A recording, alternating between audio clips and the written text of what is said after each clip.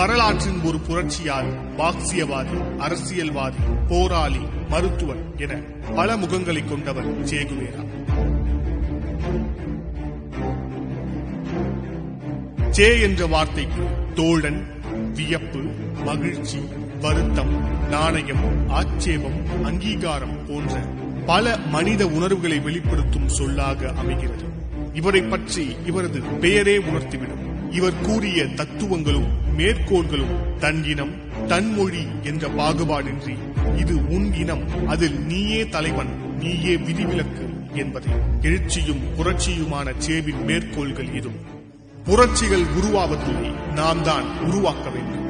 ஒவ்வொரு அநீதியையும் கண்டு நீ ஆத்திரத்தில் அதிர்ந்து போவாயானால் நீ எனது தோழன். ஒருவரின் காலடியில் வாழ்வதை விட எழுந்து நின்று உயிரை விடுவது எவ்வளவோ மேல். உன் இனத்தில் யார் பெயரை சொன்னால் எதிரி குலை நடுங்குகிறானோ அவனே உன் இனத்தின் தலைவன். நான் சாகடிக்கப்படலாம், ஆனால் ஒருபோதும் தோற்கடிக்கப்பட மாட்டேன். போருக்கு செல்லும் போது கையில் ஆயுதம் எடுத்து செல்லாது. நீ வீரன் என்றால் உனக்கான ஆயுதத்தை நீ செல்லும் போர்க்களத்திலேயே உன்னால் சம்பாதித்துக் கொள்ள முடியும். வியர்வை சிந்தாத உன்னாலும் மை சிந்தாத பேனாவாலும் எதையும் சாதிக்க முடியாது. நாங்கள் யதார்த்தவாதிகள், அதனால் அசாத்தியங்களை கனவு காண்கிறோம்.